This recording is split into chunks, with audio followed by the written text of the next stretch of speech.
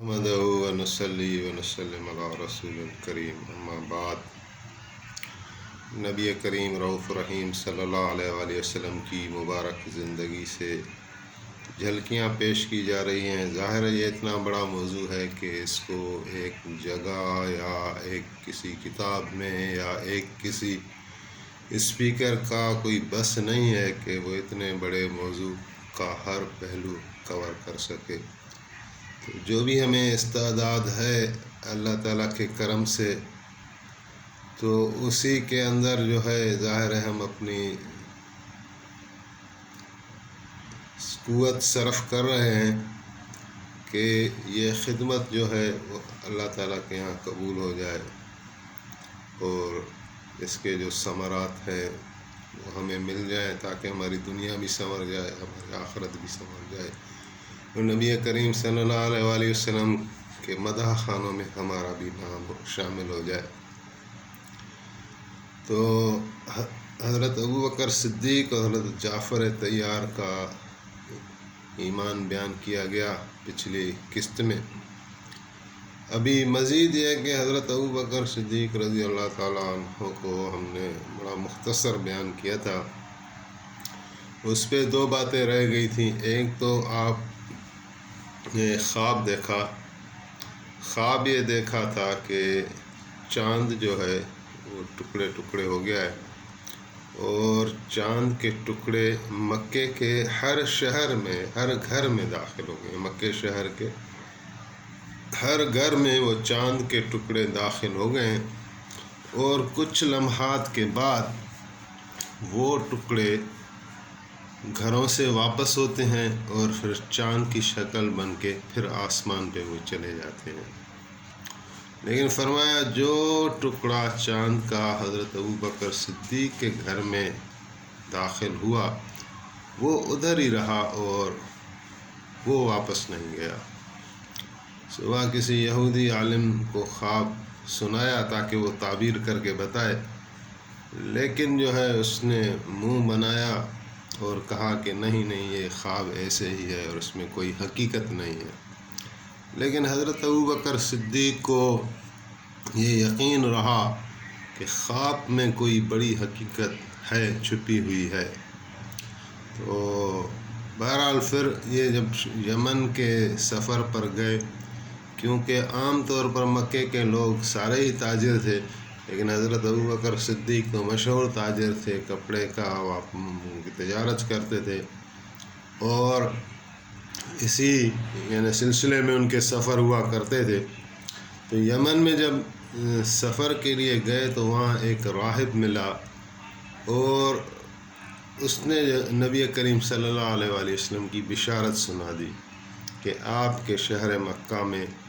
جناب محمد بن عبداللہ صلی اللہ علیہ وآلہ وسلم آخری رسول بن کے آئے ہیں۔ اور پھر فرمایا اس راہب نے کہ تم اپنا نسب بیان کرو، شجرہ نسب بیان کرو۔ تو حضرت ابوبکر صدیق نے کہا کہ میں بنی تمیم قبیلے سے ہوں، بنی تمیم قبیلے سے۔ تو اس راہب نے کہا کہ اگر تمہارے جسم میں یہ نشانیاں ہیں، اگر وہ تل ہے اور ایک ران پر تل ہوگا ایک ناف کے قریب، تو تم ہی شاید اس کے وزیر اور خلیفہ بنو۔ تو حضرت ابوبکر صدیق نے کہا کہ میں نے دیکھی تو وہ تو دونوں علامتیں نشانیاں میرے اندر جیسے وہ بتا رہا تھا میں نے پائی۔ اور اس کے بعد وہ ایک درخت سے ٹہنی کا آ کے بتانا کان میں نبی علیہ السلام کے بارے میں، یہ بھی سفر میں واقعہ پیش آیا۔ تو حضرت ابوبکر صدیق کو ایک شوق ہوا اور جا کے نبی علیہ السلام سے مکے میں جا کر ملے، اور جب نبی علیہ السلام نے دعوت دی تو حضرت ابوبکر نے یہ بھی عرض کیا تھا کہ یا رسول اللہ آپ کی رسالت نبوت کا کوئی دلیل ہے؟ تو آپ نے فرمایا ہاں ابوبکر، تمہارا وہ چاند والا خواب تمہارے کو ایک ٹہنی کا درخت سے اتر کر میرے متعلق، میری نبوت کے متعلق بتانا، اور راہب کے وہ اشعار جو شعر اس نے ہماری خاطر کہے ہیں، تمہارے پاس امانت پڑے ہیں وہ شعر، یہ سارے ہمارے نبوت کے دلیل ہیں۔ تو حضرت ابو بکر ایمان لے کر آئے، اور جس دن وہ ایمان لے کر آئے اسی دن اپنے گھر گئے اور گھر والوں کو تمام کو کلمہ پڑھایا، اور جب تک باہر نہیں نکلے جب تک سارے مسلمان نہیں ہوئے۔ پھر انہی کی کوشش سے کہ جب حضرت ابو بکر مسلمان ہوئے تو حضور علیہ السلام سے کام دریافت کیا، یا رسول اللہ مجھے کیا کرنا پڑے گا؟ تو آپ نے فرمایا جو میرا کام ہے وہ تمہارا کام ہے، یعنی دین کو پھیلانا ہے، اس دین کے پیغام کو پوری انسانیت تک پہنچانا نبی کریم صلی اللہ علیہ وآلہ وسلم کا مشن تھا۔ تو پھر حضرت ابو بکر بھی اس کام میں لگ گئے، اور 5 بڑے صحابہ وہ مسلمان ہوئے حضرت ابو بکر کی ترغیب پر۔ وہ جو 10 مبشرہ سے ہیں اس میں حضرت طلحہ تھے، حضرت زبیر تھے، حضرت سعد ابن ابی وقاص، حضرت عثمان اور حضرت عبد الرحمن بن عوف۔ تو حضرت عثمان مسلمان ہوئے۔ وہ کہہ رہے ہیں کہ میری خالہ تھی، وہ علم رمل میں مشہور تھی، لوگ اس سے آ کے مسائل دریافت کرتے تھے۔ جب ایک مرتبہ میں ان کو دیکھنے گیا تو وہ خود کہنے لگی کہ عثمان تمہیں 2 بیویاں ملیں گی، وہ ایک دوسرے سے زیادہ حسن، جمال اور سیرت رکھتی ہوں گی، اور یکے بعد دیگرے تمہیں ملیں گی۔ تو پھر فرمایا اگلی مرتبہ بھی اس نے ایسی بات کی، پھر جو ہے وہ مجھے نبی اکرم صلی اللہ علیہ وآلہ وسلم کے متعلق بتایا کہ نبی حضرت محمد بن عبداللہ آخری رسول بن کے آئے ہیں، اور ان کی 2 بیٹیاں آپ کے نکاح میں آئیں گی۔ تو پھر حضرت ابو بکر نے بھی ترغیب دلائی تو حضرت عثمان بھی مسلمان ہو گئے۔ اور اسی طرح سعد ابن ابی وقاص جب مسلمان ہوئے تھے تو یہ کہیں نماز پڑھ رہے تھے نبی علیہ السلام کے ساتھ، تو وہاں کفار آ گئے اور یعنی ایک جھگڑا شروع ہوا۔ تو حضرت سعد بن ابی وقاص نے ایک زمین سے پڑی کوئی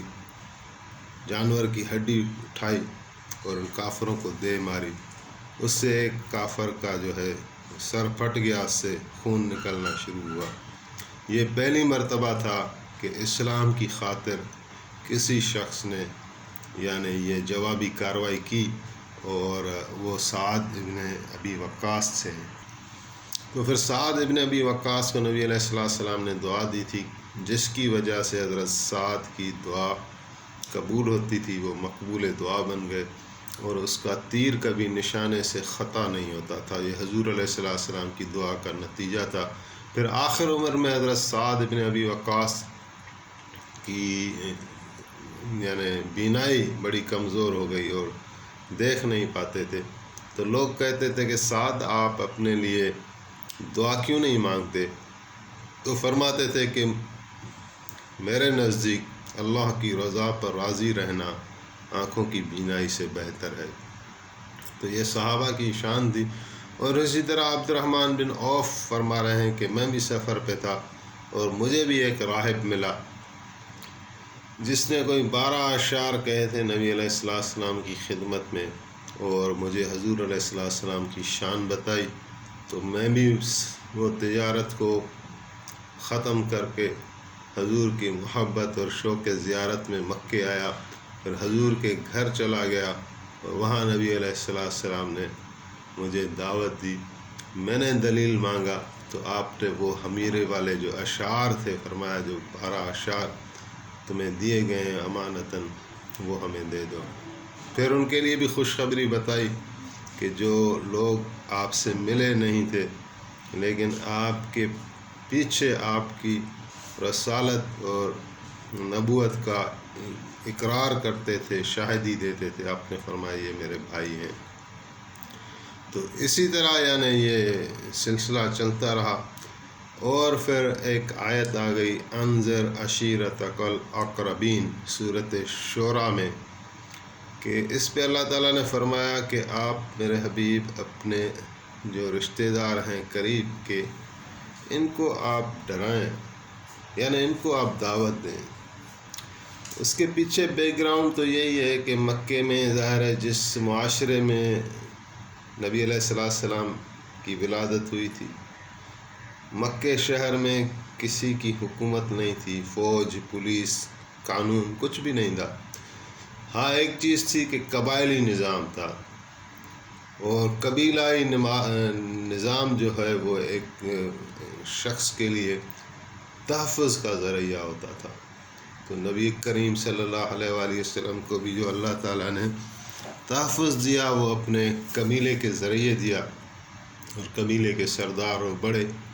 جناب ابو طالب تھے جو نبی کریم صلی اللہ علیہ وآلہ وسلم پر جان نشاور کرنے کے لیے تیار رہتے تھے۔ تو اللہ تعالیٰ نے اس آیت میں بتایا کہ آپ اپنے ان قبیلے والوں کو، رشتہ داروں کو ڈرائیں۔ مقصد یہ تھا کہ اگر یہ یکجا ہو جائیں گے تو ایک جمعیت اور قوت بن جائے گی، اور اس سے پھر کام کو آپ آگے بڑھائیں، کیونکہ جو خون کے رشتے ہوتے ہیں ظاہر ہے وہ اس میں جو ایک جذبہ ہوتا ہے قدرتی طور پر کہ وہ یعنی خون کے رشتے میں انسان ہر وقت تیار رہتا ہے کہ اگر جان پر آ جائے، مال پر آ جائے، قربانی سے درک نہیں کیا جاتا۔ تو اس آیت کے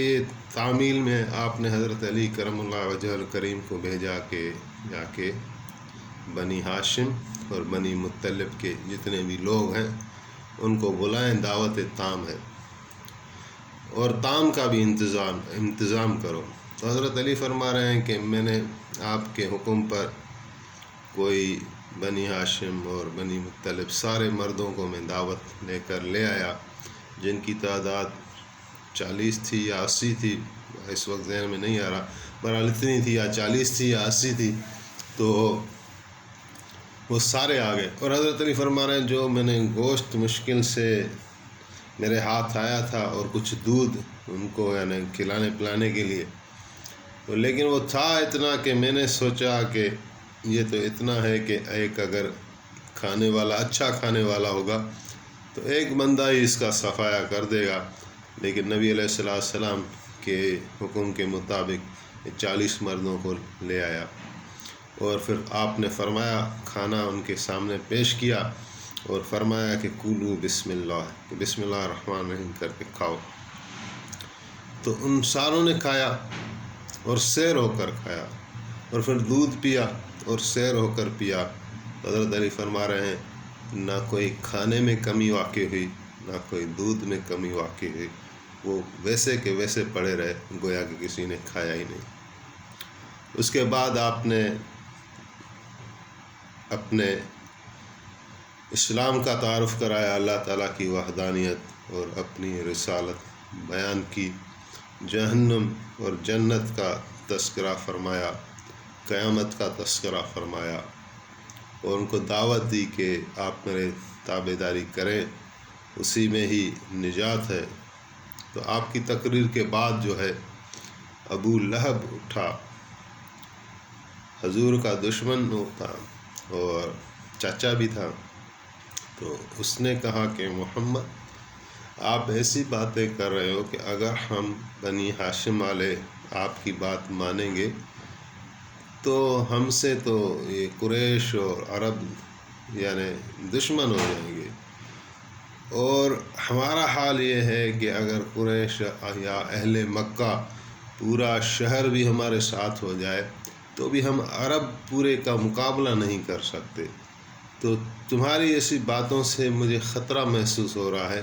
اور مجھے یہ لگ رہا ہے کہ ہم شاید تجھے ہی قید کر دیں تاکہ تم ایسی باتیں نہ کرو، تاکہ ہم بھی امن امان کے ساتھ رہیں۔ یہ یعنی متن ہے، میں ہمیشہ مفہوم بیان کرتا ہوں اپنے الفاظ میں، تو کمی بیشی اللہ تعالیٰ معاف کرے۔ مقصد یہ ہے کہ ایک سیرت پاک کا جو پیغام ہے، ایک تصور ہے، ایک نقشہ ہے، سامعین حضرات کے ذہن میں آ جائے، اور باقی کہیں کوئی سوال اٹھتے ہیں تو یہ بھی ایک ترغیب بھی ہے، آپ خود بھی بڑی کتابوں سے دیکھ سکتے ہیں۔ تو بہرحال اس کے تقریر کے بعد حضرت ابو طالب اٹھے اور فرمایا کہ محمد صلی اللہ علیہ وآلہ وسلم آپ نے جو کام شروع کیا ہے، ہمارا فرض ہے، فریضہ ہے کہ تمہاری ہم تابع داری کریں، تمہاری مدد کریں،